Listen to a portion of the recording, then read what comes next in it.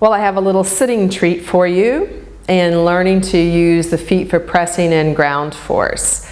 And this is just a great way to repattern things so when you come up to standing, you find you walk better, you bear weight better. It also can start to get your pelvis moving even in a chair, even in an airplane seat, frankly. You need to be able to get a little bit closer to the front of the seat, so you might not be able to have a real long legs for this, but you can use it in a lot of different places in a very small way.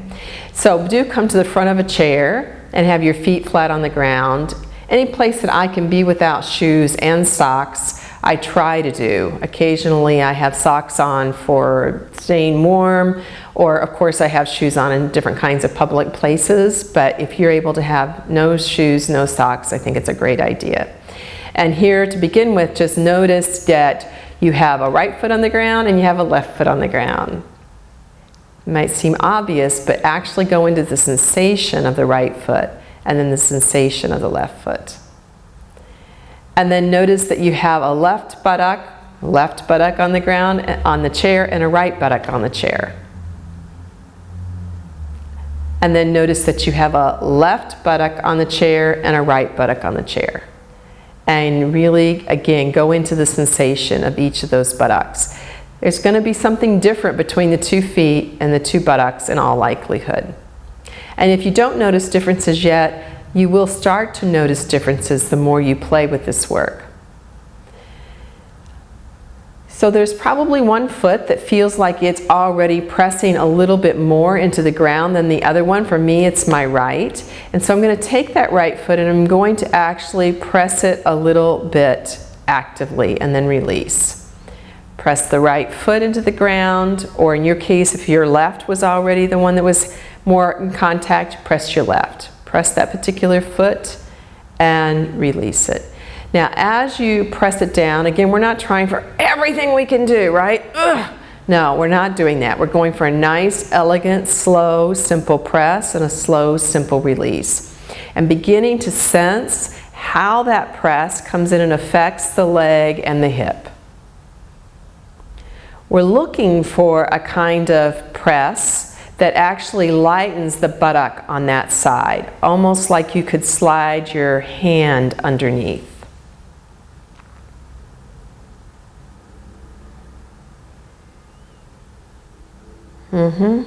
So even though you're playing with this press and this release, can you still breathe easily? Can you soften in the mouth, the face?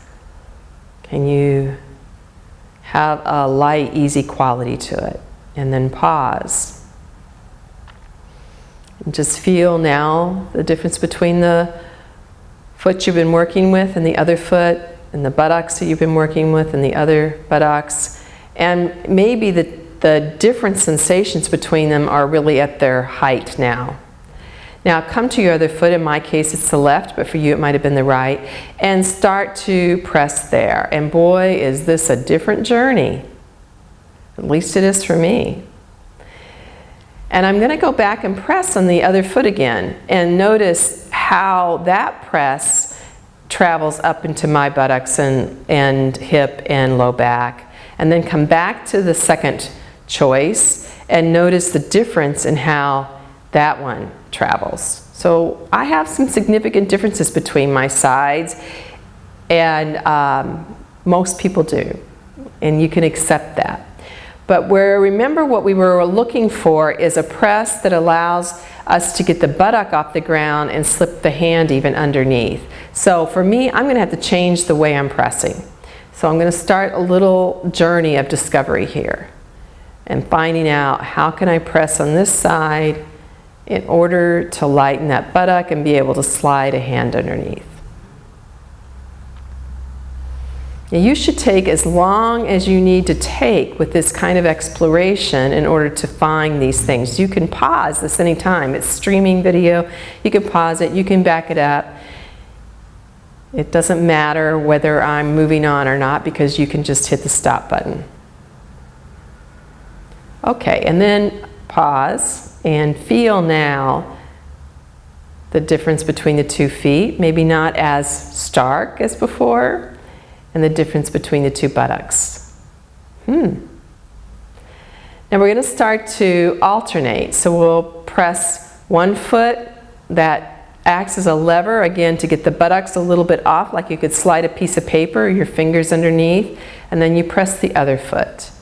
And one foot, another foot. So alternating a kind of walking rhythm.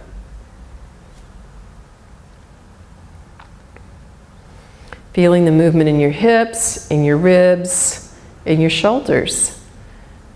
One of the big challenges is people really stiffen and then try to get some part of themselves to move while everything else stays stiff. And that doesn't work that well. Now we're going to change it a little bit, and we're going to start to emphasize that we want to press in such a way that it allows us to lift the opposite foot. So choose a foot and begin to press with it in such a way that it allows you to lift the opposite foot. That's a little different movement. And then change over to the other foot, the other leg, and press with it. So right now I'm pressing with my right. That means that I'm looking for a way that helps me lift the left foot from the ground. Very similar to what we did on the floor, right, when you were lying on the floor. Now we'll go back and forth in this in a walking rhythm. And again, allow your body to move. You can change your emphasis to lift, lift, lift, lift. That's not what we're doing. Okay, so go ahead and do it a few times, but then notice that's not what we're doing. We're really using one leg as a lever to lift the other leg.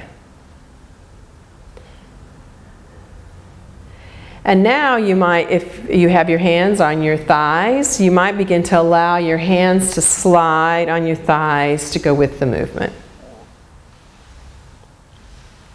And you could let your head look a little bit left and right to go with the hand sliding, because the hand sliding means the shoulders are turning. And then a few times you'll notice that your nose is maybe turning to go with the shoulders if you're not trying so hard to watch the video. So let the head follow the direction of the hands and the shoulders. And then change it so that the head starts to look in the other direction. So as the shoulder comes forward, the head, the eyes, the nose is turning as if it's going to look over the shoulder. So it's a call up. I went back to the same direction, the easy direction, and I'm going to change over here. There.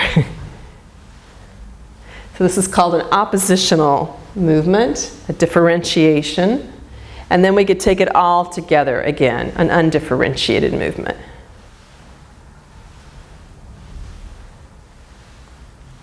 Great.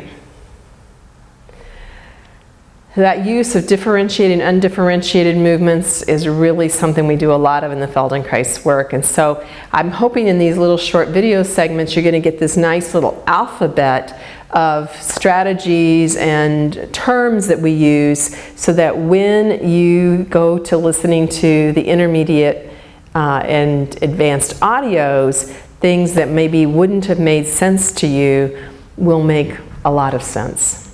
Okay. Enjoy.